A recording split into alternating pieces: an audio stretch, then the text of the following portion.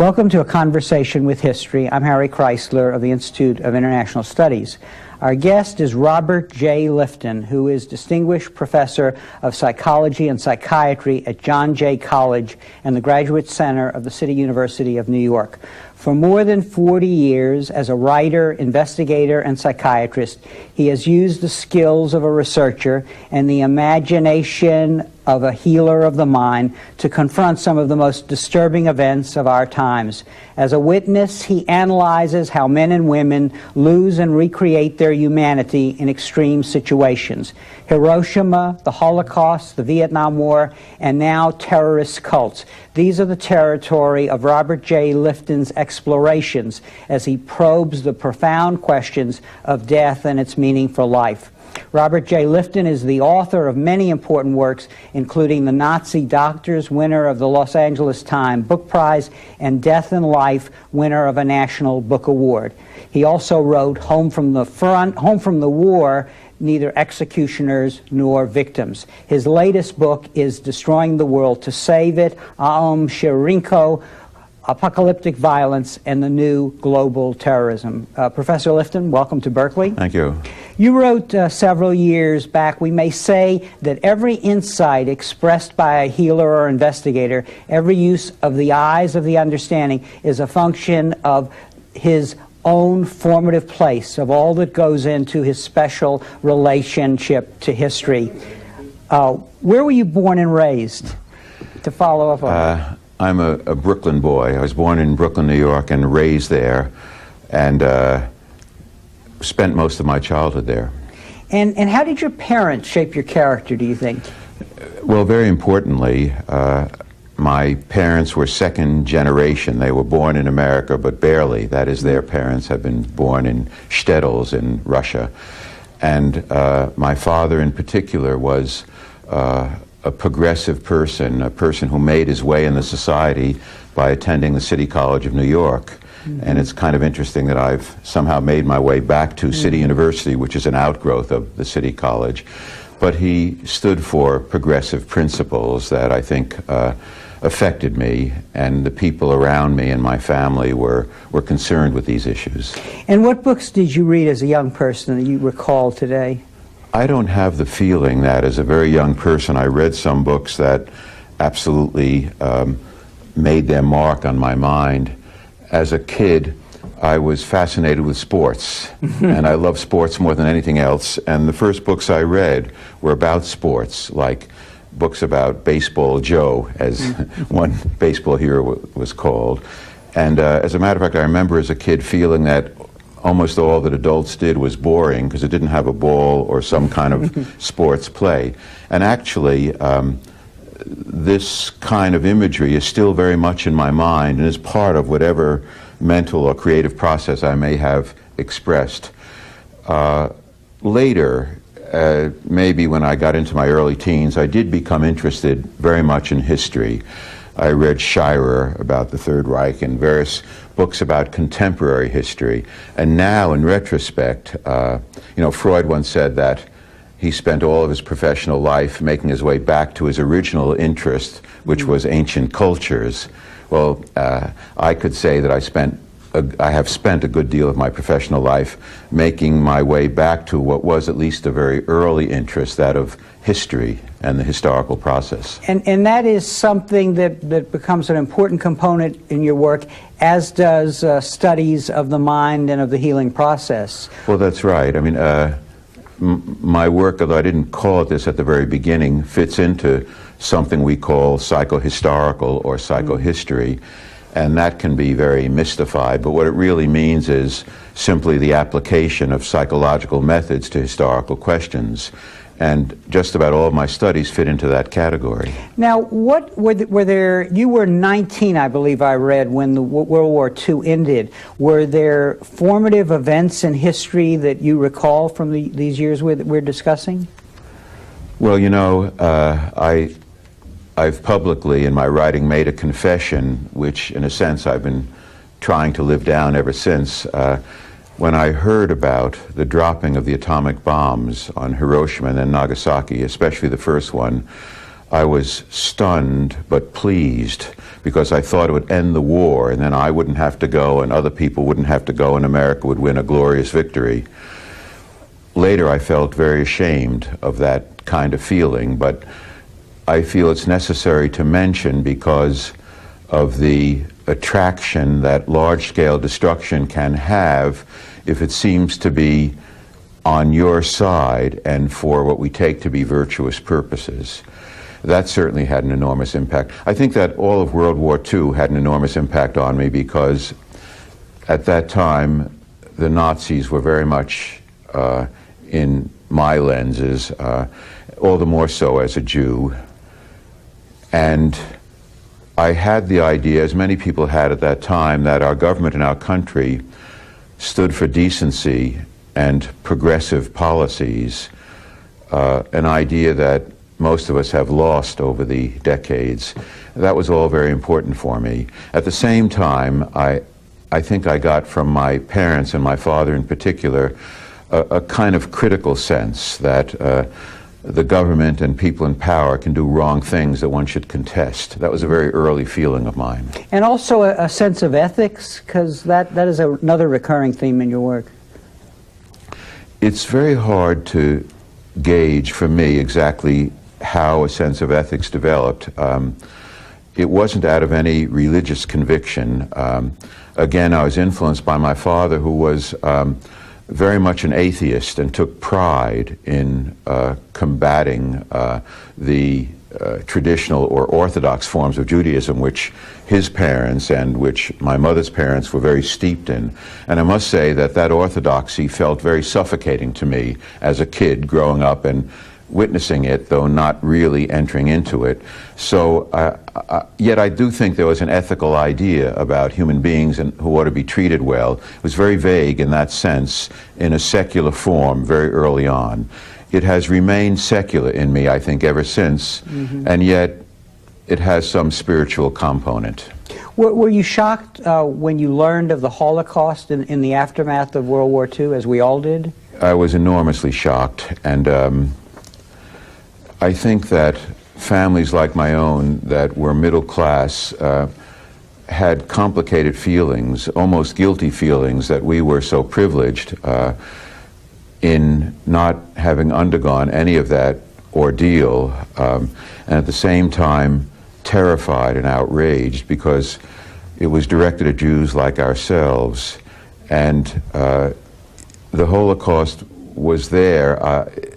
It wasn't talked about a lot in my family as it was happening. Maybe we didn't want to know it was happening, but later on, soon after the war, I remember seeing pictures that were shocking, and doubly so that people were murdered this way because they were Jewish, as I was.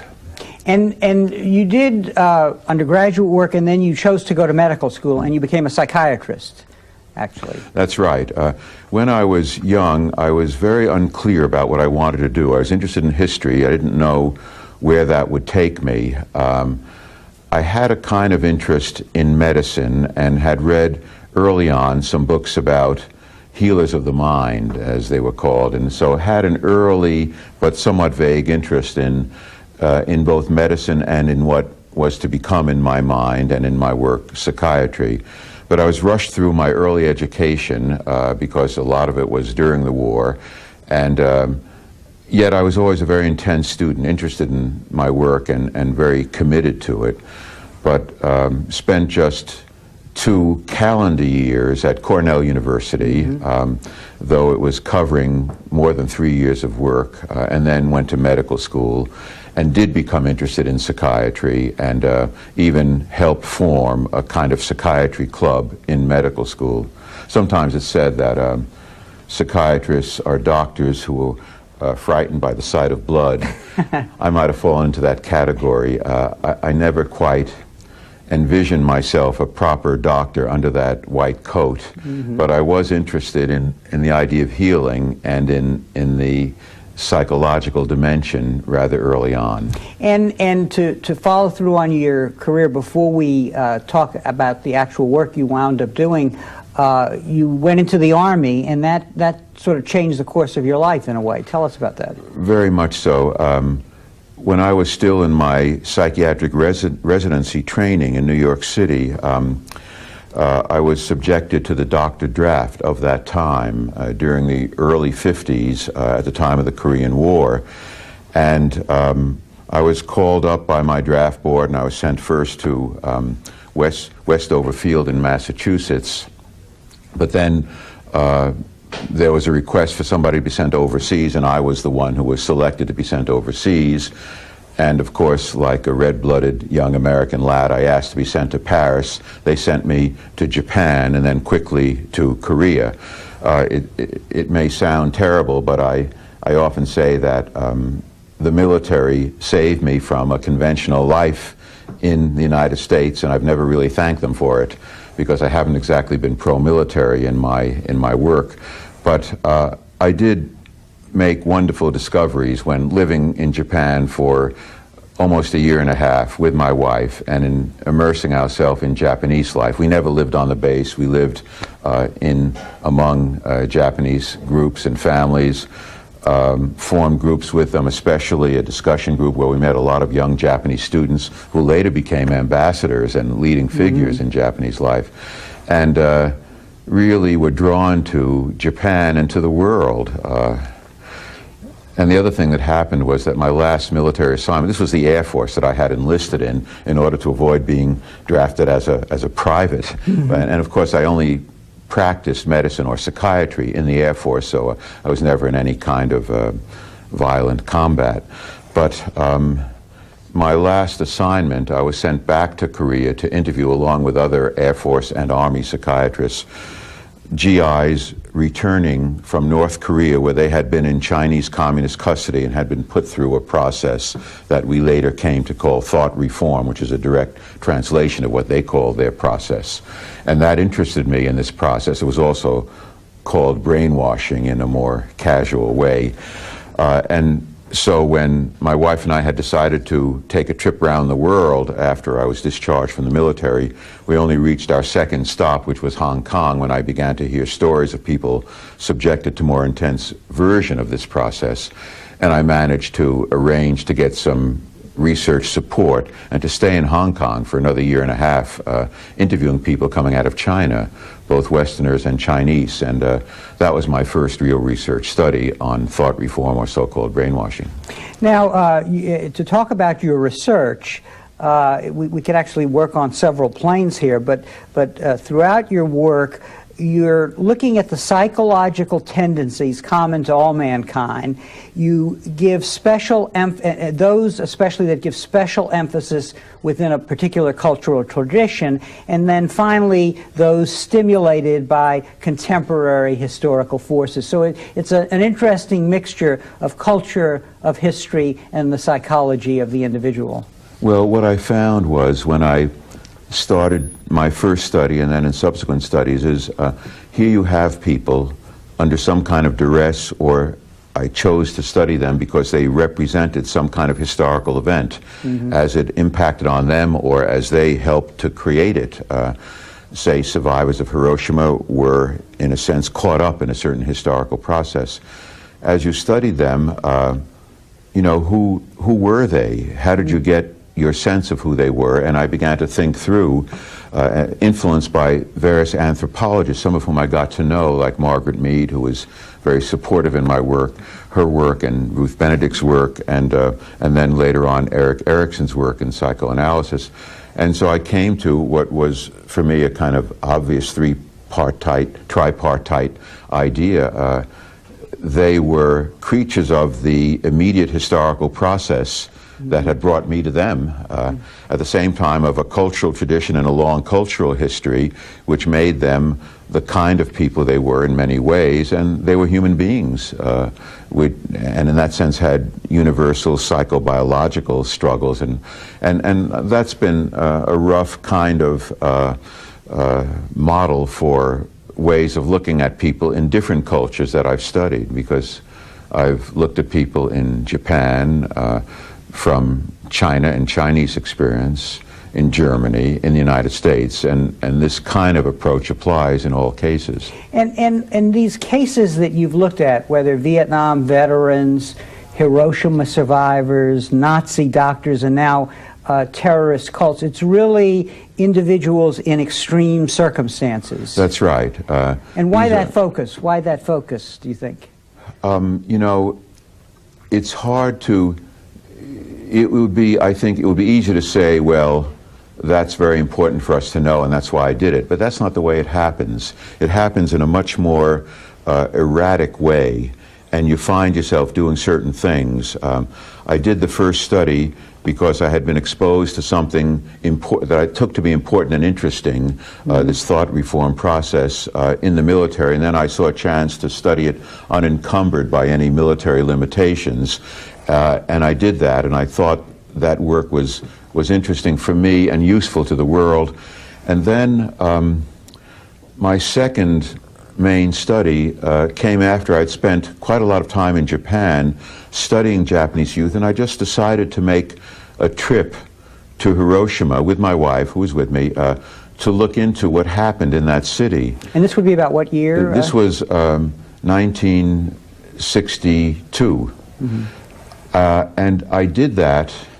It isn't that I became, say, anti-nuclear because I learned what was going on and what happened in Hiroshima. It was kind of the reverse. Mm-hmm. I had been at Harvard for a number of years, and I became a close friend of David Reisman, a great sociologist, who was the first American faculty person to be an advisor to an anti-nuclear group, and we formed a little newsletter that he mostly did, talking about the American shelter-building craze and some of the absurdities of strategic declarations about winning and fighting and winning nuclear war. Better read than dead was the all that, popular, yeah. Well, one of the favorite moral questions of that time was, if you saw your neighbor coming to your shelter where he might use up some of the valuable oxygen there, should you shoot him?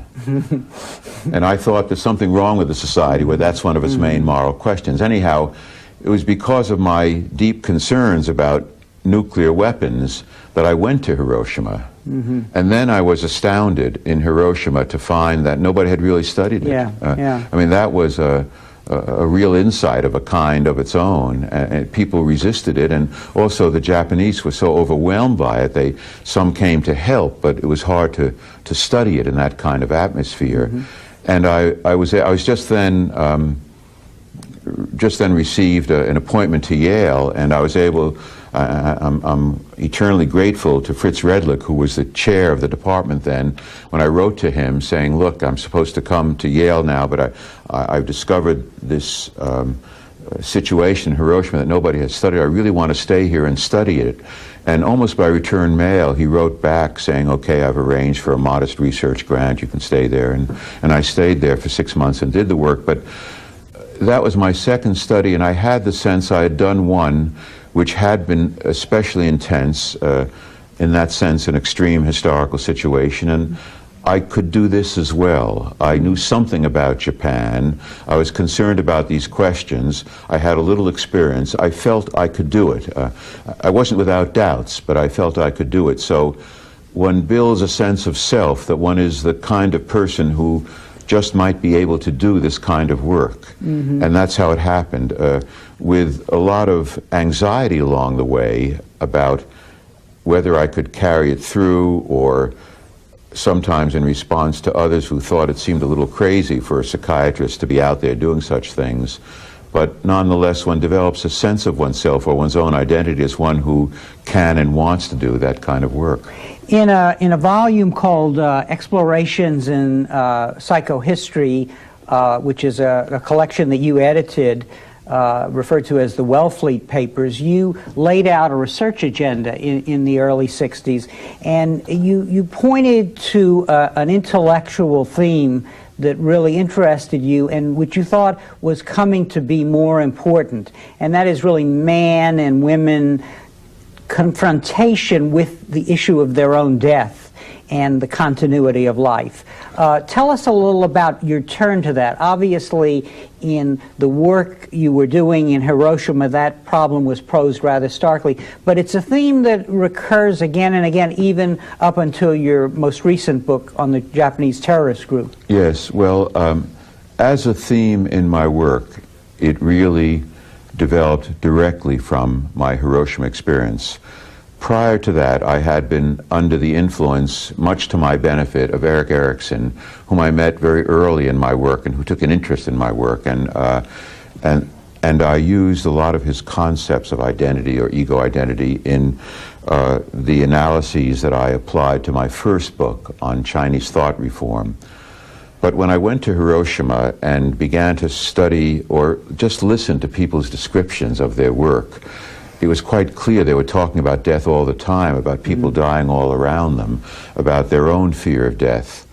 And when I brought back that work to write it up, I realized that neither in Erikson's work nor in any place in psychoanalysis or psychiatric theory was there much about this, about death-related concepts. Freud was very concerned about death, but it didn't fit into his particular structure, except in a very broad and vague way with the death instinct.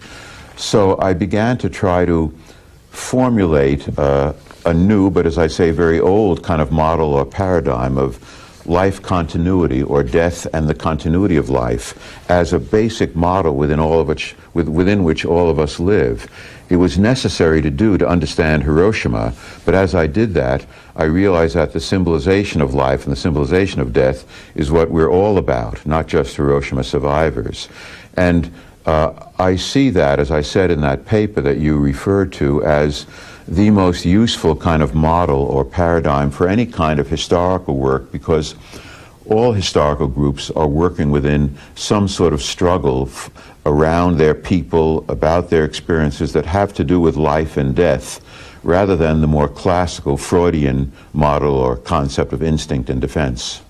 And you write in that essay, addressing yourself to a concern with the incapacity to feel or to confront certain kinds of experiences due to the blocking or absence of inner forms or imagery that can connect with experience. You go on to speak of the more fundamental process of creation and recreation of images and forms within the mind. And why has that become such a central problem in our time, do you think? Well, I came upon the idea of what I call psychic numbing, or first I called it psychic closing off, in trying to understand what Hiroshima survivors were describing to me. They would say such things as, the bomb fell, or there was this, they would describe the experience they had, and I saw this array of dead and dying people around me, and I saw everything, but suddenly I simply ceased to feel anything. Mm-hmm. And some use the metaphor of a photographic plate that was overexposed. It was as though the mind was shut off. Mm-hmm. And I came to call that psychic numbing. And then when I thought about that, I began to wonder not just about those who are exposed to the atomic bomb, what about those who make not just atomic but nuclear weapons, hydrogen bombs? Mm-hmm. And I thought about the psychic numbing involved in strategic projections of using hydrogen bombs or nuclear weapons of any kind. And I also thought about ways in which all of us undergo what could be called the numbing of everyday life. That is, we're bombarded by all kinds of images and influences, and we have to fend some of them off if we're to take in any of them, or to carry through just our ordinary day's work, or really deepen whatever we have to do or say.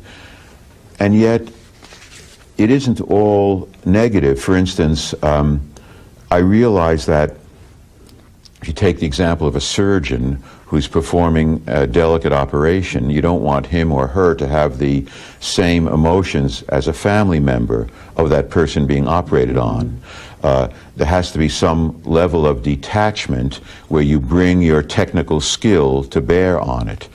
And from that, I formulated a model for professional work that I saw myself working at, and others too, of a combination of advocacy and detachment.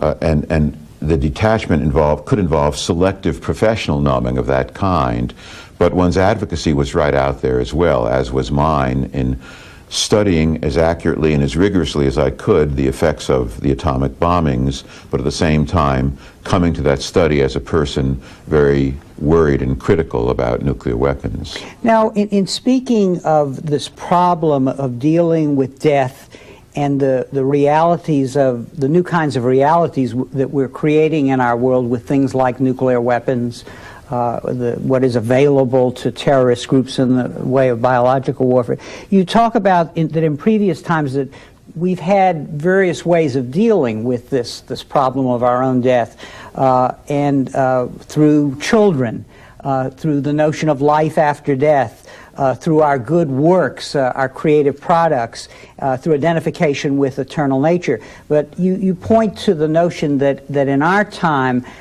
what you call experiential transcendence seemed to be on the horizon more than it had been in the past. Well, what I was talking about there was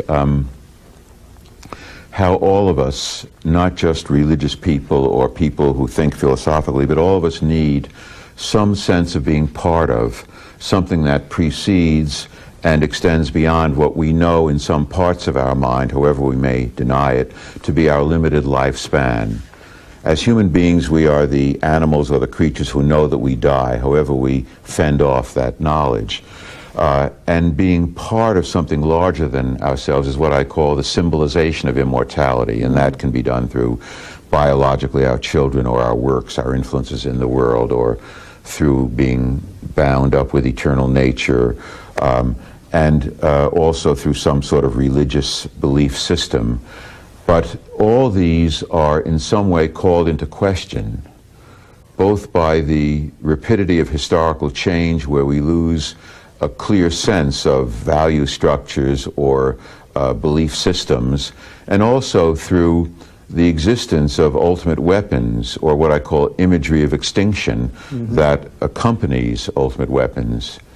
Every adult in the world has some sense that he or she might be obliterated at any time by these weapons that we have created. And that, at least, it doesn't destroy our need for symbolic immortality or our ways of expressing it, but it does cast doubt to these ways. And I think that's why we tend to then embrace what I took to be a fifth form, which is the experience of transcendence or seeking high states, whether it's through meditation or drugs or something that takes us beyond ourselves or into something like what we call ecstasy, which can be in quiet or very dramatic ways. And of course we have seen much of that, not just in the 60s in this country and afterwards, but I think continuously. And I think that nuclear weapons have something to do with it, importantly, and so does the speed and confusions of historical change. And then a third dimension that relates to both of these is the mass media revolution, which feeds us with so much in the way of imagery, as we were discussing before, that we become ever less certain of what structures we want to stay with or believe. And in the book on the Vietnam veterans, you talk about confronting these realities, reordering the images within your own mind, and then seeking a renewal of both the self and the institutions around you. Yes, I learned a lot from Vietnam veterans, especially as some of them turned against their own war. And I found that, you know, a lot of these young men, they're all men in the groups that I worked with and some other professionals, they had been you know, used to the idea that when your country calls you to the colors, you go. They were patriotic, and they had a kind of macho feeling that war was a kind of testing ground for manhood. And also the idea that in many cases they'd literally sat on their father's knee. He had been a veteran of World War II and told them about the glorious victory, and they wanted their moment. with war glorified sometimes in that way. But when they experienced their first deaths, sometimes that they had brought about in Viet Cong or the enemy, or else saw buddies shot up next to them, but were in some way involved in a death encounter, their comfort in all this was shattered.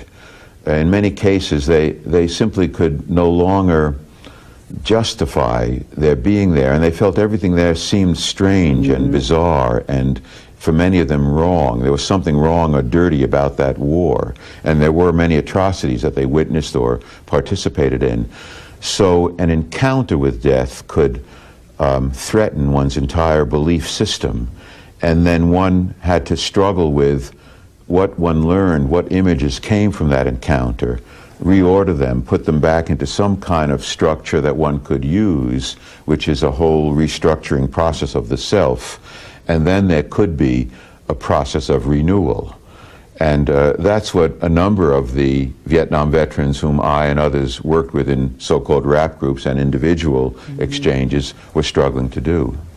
You write somewhere, for any experience of survival, whether of large disaster, intimate personal loss, or more indirectly severe mental illness, involves a psychic journey to the edge of the world of being. The formulative effort is the survivor's means of return. Yes, I've been very preoccupied with the survivor all through my work.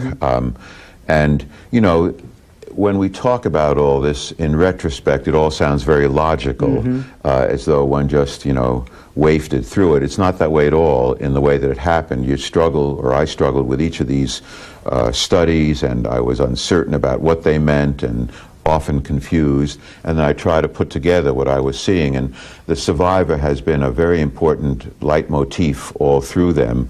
And the survivor is really double-edged, and that's what I was saying in what you just quoted. I mean, survivors can go one of two ways, or usually both ways. One is having touched death. They can close down and remain numbed and really be incapacitated by what they've been through, or they can confront in some degree what they've experienced and derive a certain amount of insight and even wisdom from it that informs their lives. And I think that great achievements have occurred in relation to survival, and including spiritual and religious moments.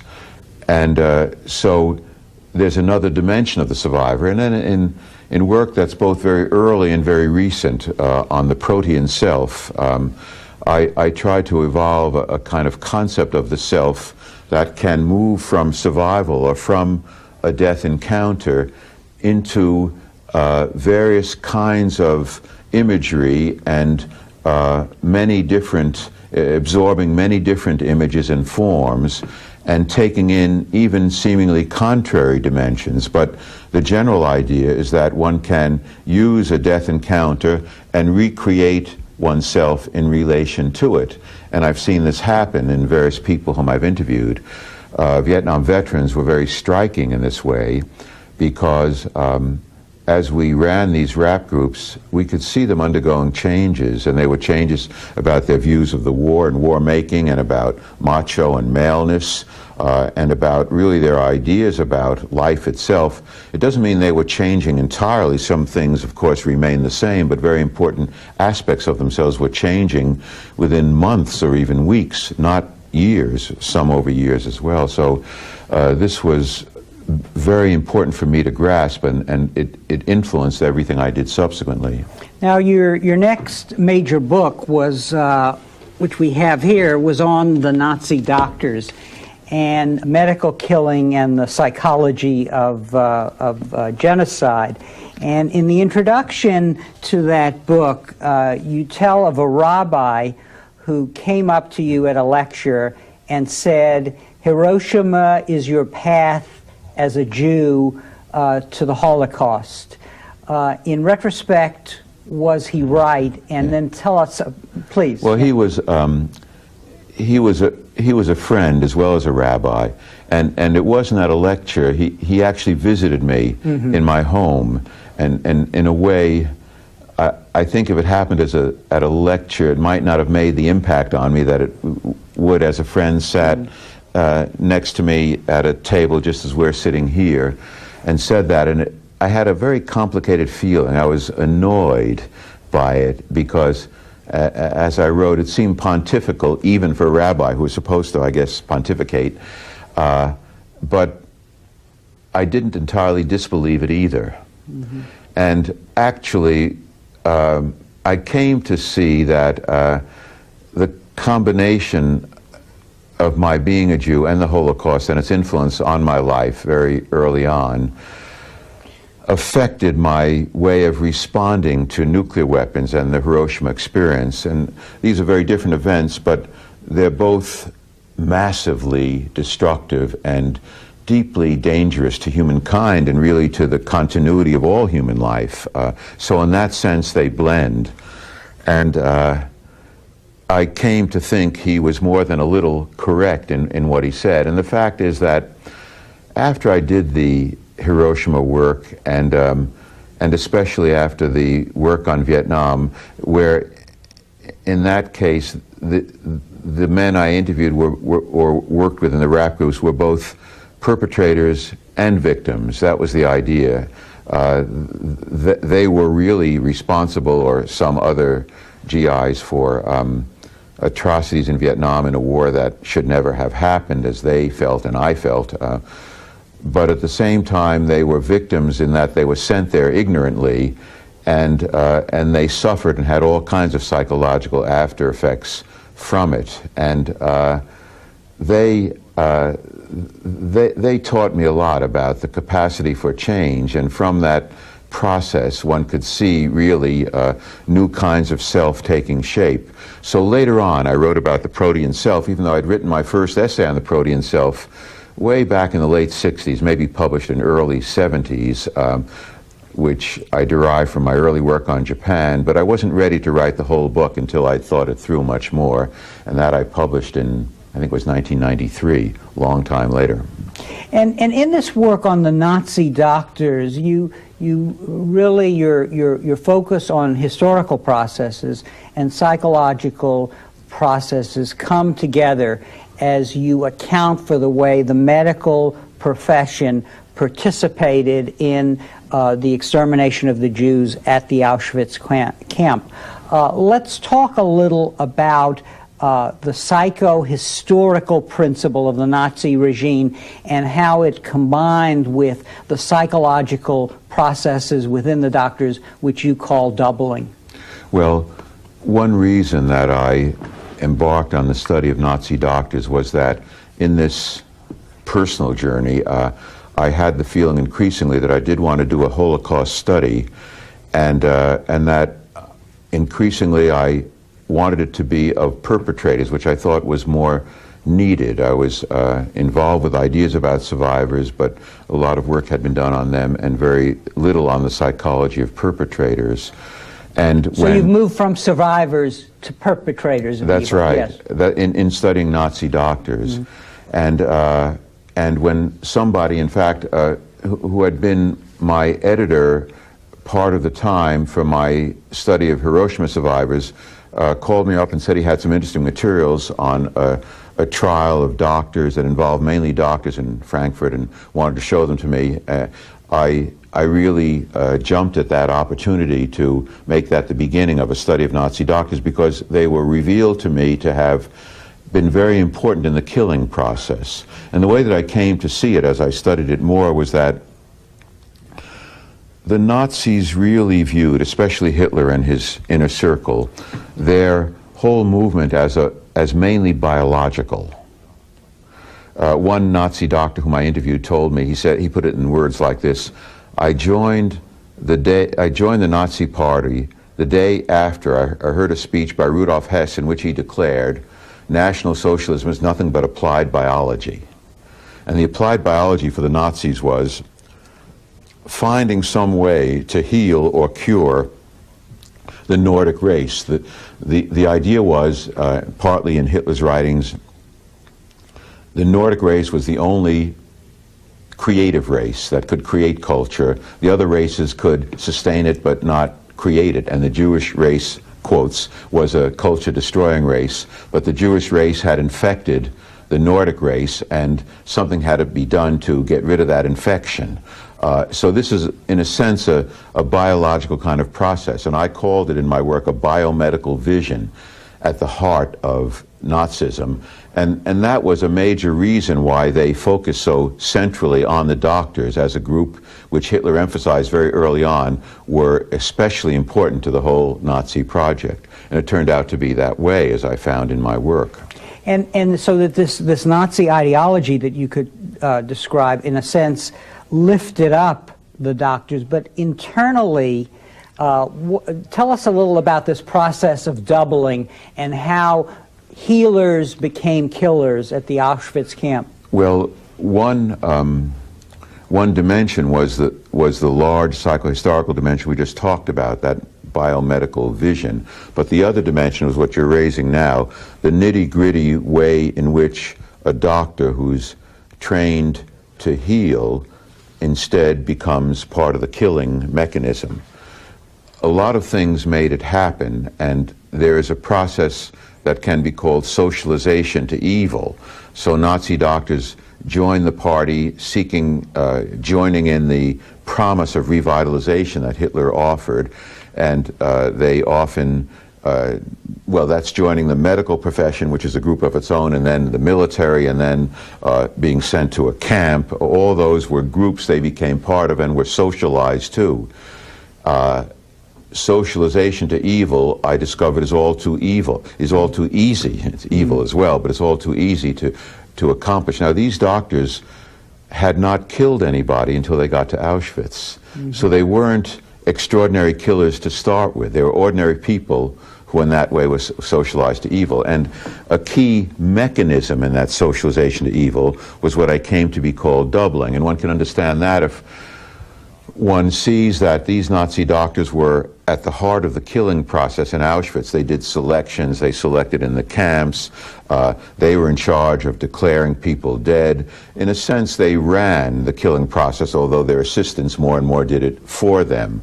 So when they were in Auschwitz, they had an Auschwitz self, which was responsible for doing all this, as well as for the very vulgar life that one led in Auschwitz, very heavy drinking and vulgar jokes and the whole combination of things that made up Auschwitz. But they would go home to their families from Poland to Germany for weekends or for leaves, and they would be ordinary fathers and husbands, where they would function in a relatively ordinary way, calling forth a non-Auschwitz self or a prior, relatively more humane self. And each of these selves functioned as though it were a separate autonomous self. And that's why I called it doubling, even though, of course, they were part of the same overall self. And doubling, it has more to do with the work of Otto Rank, one of the early psychoanalysts, than with Freud himself. But that kind of process is talked about in his work and in some other early psychiatric practitioners, and psychological practitioners. But it became a mechanism of socialization to evil, as I saw it in Nazi doctors. And of course, it was a very worrisome kind of insight, because it didn't have to stop at Nazi doctors. It certainly was embarked upon in many ways by Aum Shinrikyo, the destructive murderous cult, which I studied more recently. So it can be used by anyone, so to speak, as a form of socialization to evil. And they don't necessarily call it that, but that's what happens in effect. And your newest book is about the Aum Shinrikyo, the Japanese terrorist cult that set about to gather an infrastructure that in the end was ready to call for destroying the world in order to save it. And you say no individual self is inherently evil in the Nazi book, murderous or genocidal, yet under certain conditions, virtually any self is capable of becoming all these things. What is it fair to say that what you find particularly disturbing in looking at this terrorist group is you see a lot of the same themes about purification, destruction, and apocalypse in order to save the world. But in this case, it's no longer the state that's behind the scenes, as was the case with the Nazi doctors, as was the case with the atomic weapons establishment, but rather cult groups that acquire access to biological and nuclear weapons. Yes, in the case of Aum Shinrikyo, they weren't at the beginning by any means clearly a terrorist group. They were one of the Japanese so-called new religions, and there are an extraordinary number of new religions ever since the middle of the 19th century, and especially with a new rush, what they call the rush hour of the gods after World War II, and then again intensely after 1970. So, and young people and not so young people were drawn to Aum Shinrikyo because it gave them strong religious satisfactions. And Asahara Shoko, the guru of Aum Shinrikyo, was a very talented religious teacher and a very gifted teacher of yoga, as well as a self-promoting con man. One can be all these things in the same sense of self. And to some extent, some of these disciples who underwent these mystical experiences with the help of all sorts of meditation practices, including sustained rapid breathing, which brings about a kind of deoxygenation and lends one really vulnerable to high states and mystical experiences. They became very attached to the guru and to this kind of religious practice, and they could, in a sense, turn the other cheek or numb themselves to evidence of violence within the cult that they didn't want to see because they were so drawn to the cultic experience. And in that sense, they could form both an Aum self, which was thriving in Aum, and a non-Aum self or anti-Aum self, which had doubts and even antagonisms, but which had to be suppressed because such doubts within that guru-dominated cult were taboo. But certainly these young people were not inherently evil any more than the Nazi doctors were inherently evil. They were socialized in one way or another into a group that became evil, and the young people in Aum didn't even know that Asahara was stockpiling these chemical and with the help of his trusted high disciples, biological, chemical weapons, and attempting to obtain nuclear weapons. In all of these works, you do extensive interviewing with the Hiroshima survivors, with the Nazi doctors, with the cult members. Tell us a little about the complexity of that process. On the one hand, you have to imagine yourself in their situation, and on the other hand, you have to distance yourself from it to understand it. Well, the first thing I would say is that I found, I was trained in interviewing in my psychiatric residency, and it's a kind of modified psychoanalytic interviewing in which you evoke the life experiences of the person you're talking to. And so for me, early on in my work, the interview was a very central kind of instrument, if that's the word. But as I've used it over the years, I think it's a beautiful instrument, and I think that it's underused. It can be used by almost any kind of researcher, and that can be in the humanities as well as, in social science or any kind of investigation. And I found that I wanted to modify it very much because, after all, these weren't people who came to me for help. In my sense of having been trained as a clinician. Rather, I went to them seeking some knowledge of their experience, really. So I tried to make it more of a dialogue, of a give and take, in which they could ask me questions about my life.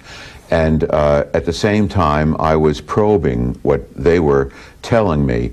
And I think it requires a kind of a double level in which one is constantly a human being in a dialogue, and is not immune from very human questions, as you might if you're distancing yourself as a doctor who's on a level above the patient you're talking to. But at the same time, you are bringing to bear, or I try to bring to bear, my professional knowledge, my psychological knowledge, in order to grasp what they're telling me. You know, I describe in my book on Hiroshima how in the first days of those interviews I was stunned and overwhelmed by the stories they were telling me, and I thought, yes, this is a worthwhile study, but can I really do it? And then I noticed that after a few days or a week of doing the study, I found myself less affected and more able to think about the categories of response that I was hearing. And that I came to call selective professional numbing. I needed at least that to be able to do the work at all. But I realized it was kind of a danger because it's usually overweighted in a lot of professional practice on the numbing side rather than the exaggerated feeling. But either one can prevent one from undertaking these studies. But the interview has to be, above all, a kind of human exchange. And I think I learned more over time from practice and found that people derive a great deal of value and take to interviews when they're on this level of give and take, because it's an examine for them to, it's a chance for them to examine their own lives. And that was even true of former Om Shinrikyo members who had to first have my trust as they were working their way out of this cult in a way psychologically. But they told me in most cases they derived a certain kind of value from it because they could explore what they had been through in ways they hadn't otherwise been able to do. We have time, unfortunately, for only one more question, and I want to ask you about what lessons we might draw from your extraordinary body of work about man's, on the one hand, man's capacity to survive, and on the other, man and women's capacity to survive, but also man and woman's capacity to do evil. Well, you know, my work is full of study or recording of evil. It seems to be all too frequent, all too readily called forth, and people all too readily socialize to it or able to adapt to evil. At the same time, I've also seen the other side of it, survivors able to bring knowledge from their ordeal, recreate themselves with the help of others and with the help of love around them. So I am careful not to insist upon a single kind of lesson from all this. I would say, for me, and I consider myself neither an optimist nor pessimist, but to simply confront and make my way through these dreadful events is an act of hope. And in recording some of what people were able to do in spite of their exposure to them, also an act of hope. So I consider myself still a hopeful person, and I think all of us have to work to combat these events and take steps to prevent their recurrence in some kind of spirit of hope. That's what I try to convey to my students and to others whom I share these matters. And I would throw at you a quote from your own writings: "One looks into the abyss in order to see beyond it." You know, that's very much the spirit of my work. You look into the abyss, but you don't want to be stuck there. Otherwise, your imagination is deadened and defeated by the very event you're studying. So you want to look into it in order to see beyond it. If you don't look into it, you're ostrich-like. If you get stuck there, you're incapacitated. So you want to look beyond it to other human possibilities. Dr. Lifton, thank you very much. I've never had the feeling in one of these interviews that I would like to go on for another hour or two, but in this particular case, as in others, I can't do anything about it. But thank you very much for sharing with us the story of your intellectual journey. Thank you very much. And thank you very much for joining us for this conversation with history.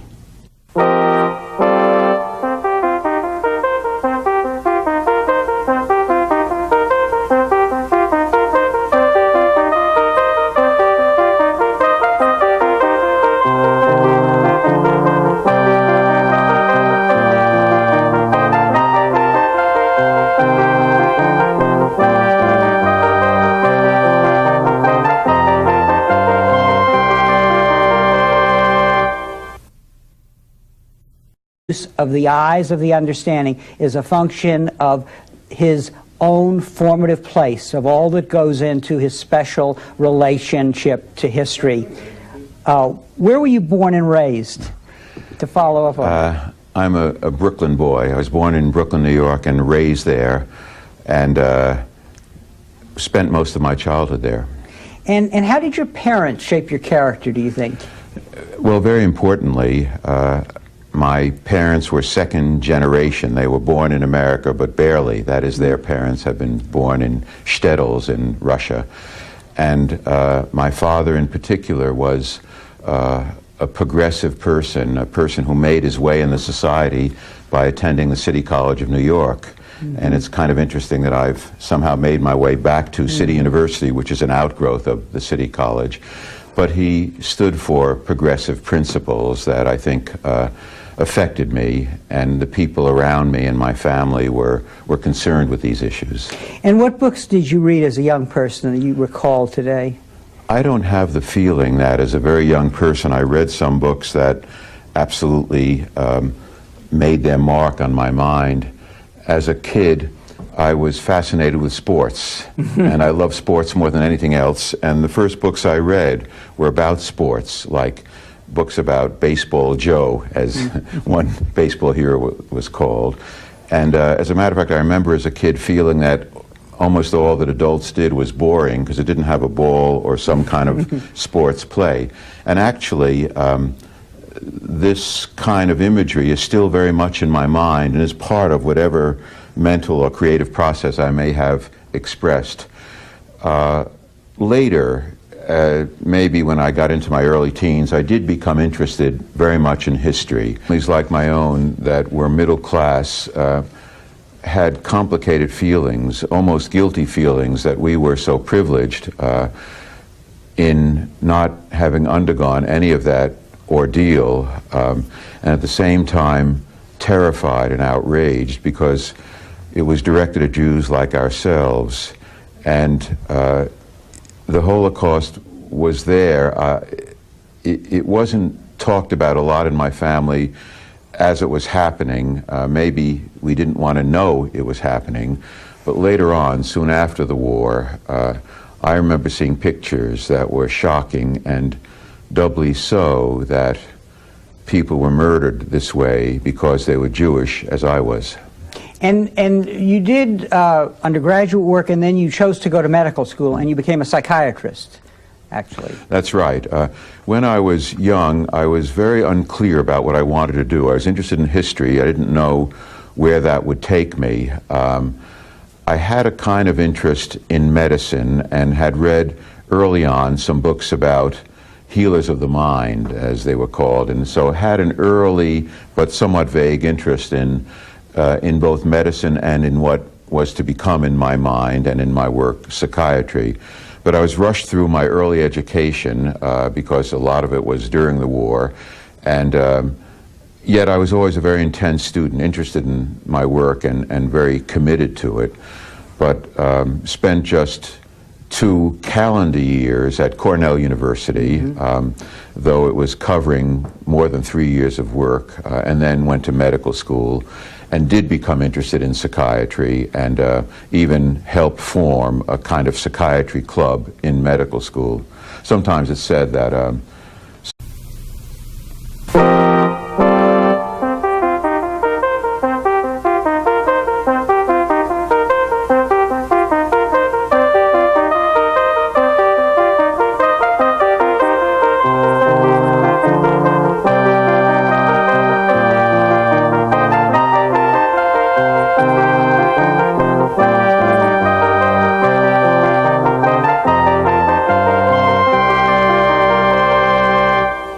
Welcome to A Conversation with History. I'm Harry Chrysler of the Institute of International Studies. Our guest is Robert Jay Lifton, who is Distinguished Professor of Psychology and Psychiatry at John Jay College and the Graduate Center of the City University of New York. For more than 40 years, as a writer, investigator, and psychiatrist, he has used the skills of a researcher and the imagination of a healer of the mind to confront some of the most disturbing events of our times. As a witness, he analyzes how men and women lose and recreate their humanity in extreme situations. Hiroshima, the Holocaust, the Vietnam War, and now terrorist cults. These are the territory of Robert J. Lifton's explorations as he probes the profound questions of death and its meaning for life.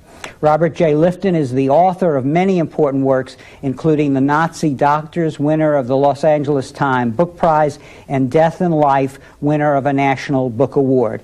He also wrote Home from the War, Neither Executioners Nor Victims. His latest book is Destroying the World to Save It, Aum Shirinko, Apocalyptic Violence and the New Global Terrorism. Professor Lifton, welcome to Berkeley. Thank you.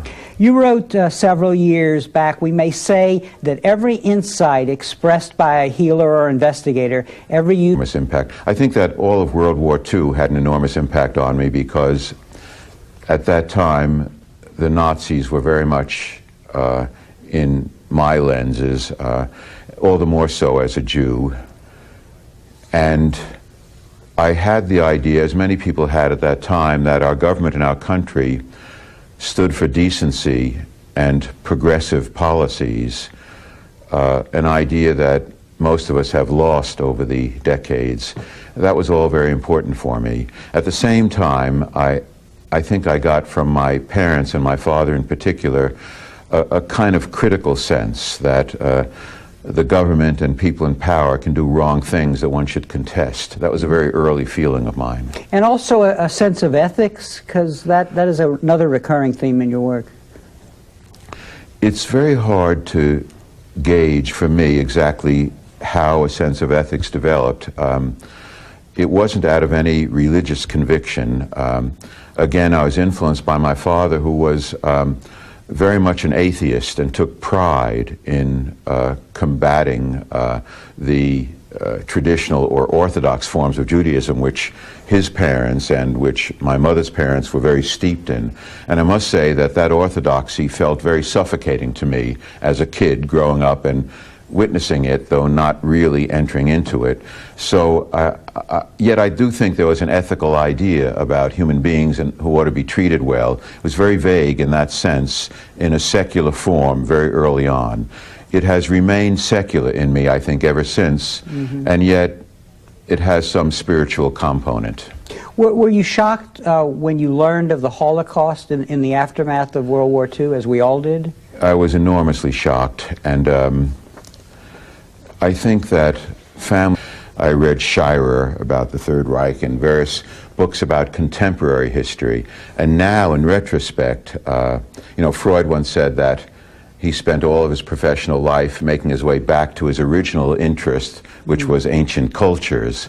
Well, I could say that I have spent a good deal of my professional life making my way back to what was at least a very early interest, that of history and the historical process. And that is something that becomes an important component in your work, as does studies of the mind and of the healing process. Well, that's right. I mean, my work, although I didn't call it this at the very beginning, fits into something we call psychohistorical or psychohistory.